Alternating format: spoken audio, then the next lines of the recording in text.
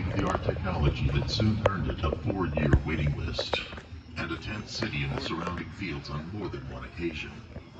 Behind the scenes, however, the picture was far more grim. A merciless killer stalked all humanity, a killer that consumed its victims piece by piece, bit by bit, possibly for years at a time. They were taken without mercy, of young and old alike, left struggling for their last breath in the clutches of a deadly disease. It had many names: the White Plague, consumption, tuberculosis. No matter what you chose to call it, the plague always produced the same result: the sound of coughing, so hard that it could rip chunks of lung and crack ribs, followed by a soft, final gurgle. There was almost no stopping it, and it was never, ever forgiving. Even survivors would never be the same. Survival rates were in constant fluctuation and tended to be low. At its peak, Waverly was losing patients at the rate of more than 1 soul per hour. So many, in fact, that to avoid residents witnessing the constant flow of hearses, the torrential flow of corpses was sent down a seemingly endless tunnel stretching into the darkness, a tunnel that became known as the Body Chute. Drastic and desperate measures were tried in the search for a glimmer of hope that may lead to a cure. Tuberculosis can attack any organ in your body, including your brain.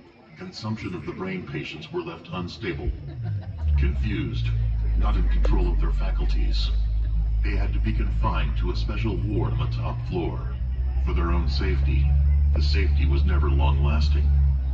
One room in what was known as the morgue wing carries a ghoulish legacy, for it was here that the patients were subjected to grisly electroshock therapy, restrained and convulsing under current, all in the name of healing.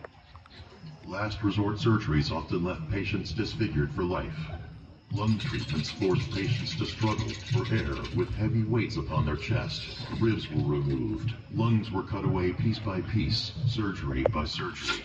Every treatment fathomable, every experiment possible, was tried and tried again. Hope dawned in the 1940s when they began testing a special antibiotic that became a lifesaver for many. Tuberculosis, in its earliest stages, had finally been stopped. By the beginning of the 1960s, the world no longer needed Waverly. As often happens, the most advanced had become the most obsolete. This by no means implies that nothing was left behind.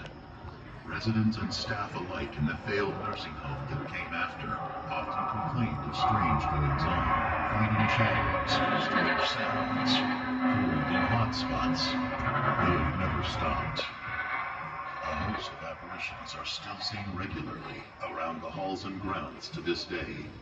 The nurse who found herself single and pregnant by a married doctor later discovered outside room 502, hanged, with the baby being in the well system.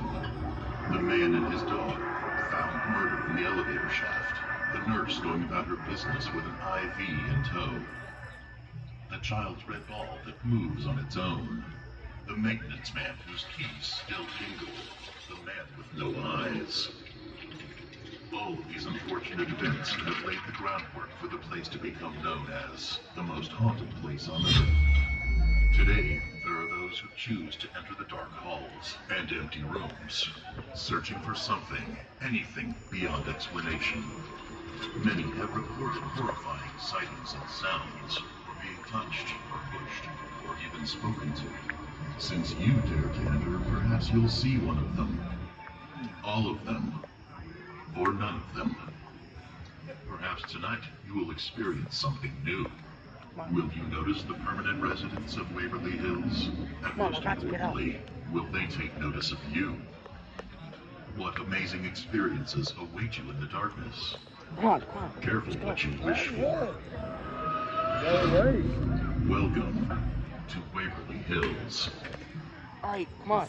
Come on, down. Sit down. Find a bleachers, follow me up to the front door.